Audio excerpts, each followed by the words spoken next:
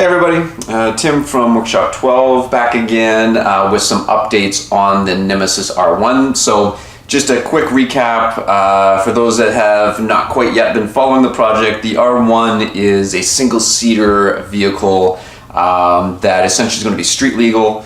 That's got a Subaru STI EJ207 turbocharged engine in the back. And hopefully should be around 1,400 pounds when all said is done and around 320, 330 horsepower. So should be a fun little rocket to be able to drive around.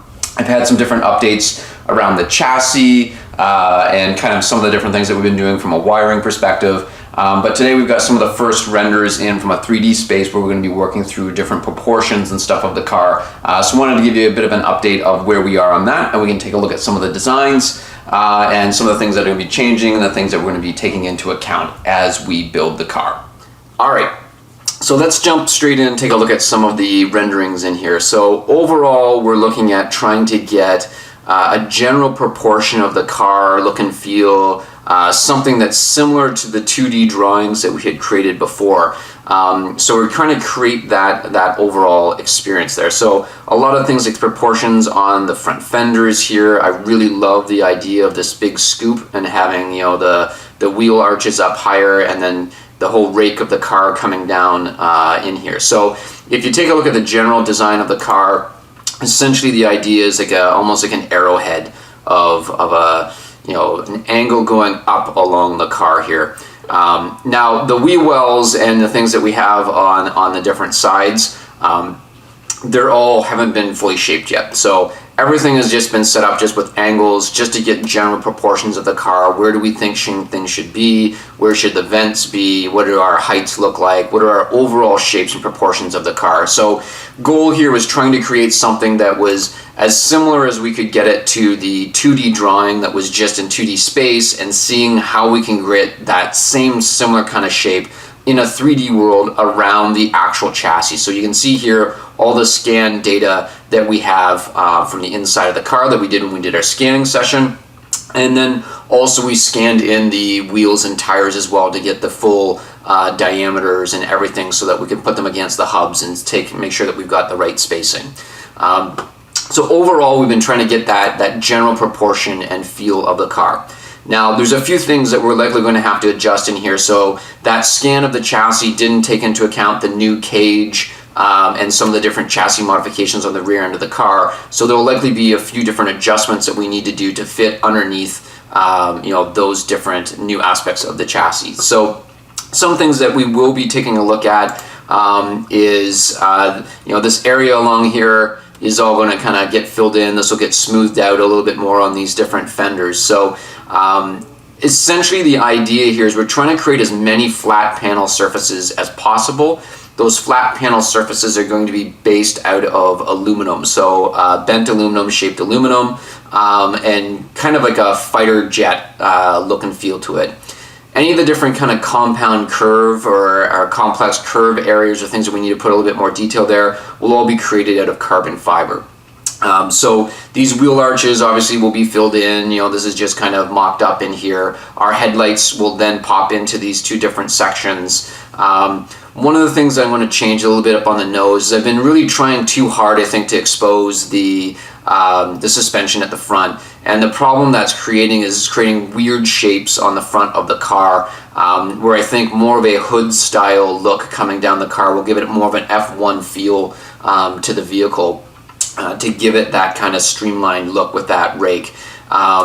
So that's something that's going to change. These wheel wells are going to get filled in. These are going to end up being smoothed out a little bit more, although I still like that angular look on the sides of things. So one of the things I really like is this kind of harsh drop off from the fender at the back here. So that's all going to get smoothed out a little bit more and more curvature that's along here. The other thing we're not quite sure yet is this distance in front of the wheel and what's going to actually make sense out here, just so that you can actually get into driveways and over speed bumps or anything that's going to be sticking out in the front of the car. So we don't want this too far in front of the front tires. But however far we might end up having to push this back will definitely affect the actual rake of the hood and how much angle we can get on that. So one thing, like I mentioned before, we're going to have to get more height here on the area behind the seat, because in the top area we're going to need an air inlet that's going to let air down into the intercooler that's sitting on top of the engine. So that's going to have to jump up a little bit here to give that space. So another thing that's going to have to change on the sides here is you'll see that we had the scoop coming all the way down here for the inlets to go back to the radiators on each side. So these, I think, I'm going to have to push back a little bit just so that I can actually step into the car. The further they are at the front, the more awkward it's going to be to try to step in on the seat to get into the car and get seated. And same thing with getting out. It's going to be a kind of a weird, awkward angle trying to get in and out of the car. So I think we're going to have to push those vents back a little bit, and the angle in which they come back into the car here, I think, is going to have to widen up a little bit as well, just to give us at least 12 to 14 inches of space back there for an angled radiator on each side. So that's going to push back a little bit. So those are kind of generally some of the different proportional things that we'll be making changes in at this time. We're not quite sure. We haven't spent a lot of time on the back of the car yet. Generally, we're going to look to kind of fill in these back end areas here, and I've got a couple of round same sized lights on both sides. For my brake and tail lights, we'll be running a third brake light down here and a 370Z reverse kind of lower fog light at the bottom. So we haven't worked on any of the kind of diffuser or anything back here. We're going to need some space up here. We're not quite sure yet. The turbo is going to be sitting in here, and the exhaust is going to be running on top of the transmission. So this is going to need to bump up. We're not sure if it needs to be this high yet. And we're going to need a little bit of this height on the back here because of the way that the suspension is now set up on the rear, with the posts coming here and the coilover going straight down. So overall, the proportions of the car and the general look, I'm really excited about. I think this is going to be a really aggressive looking vehicle on the road. We'll have a small little windscreen here in the front as well, just to make sure that we meet safety standards in order for this to be registered onto the road. And we'll likely have the fuel filler cap on the side here, where the fuel filler comes into the tank just on the side of this side of the car.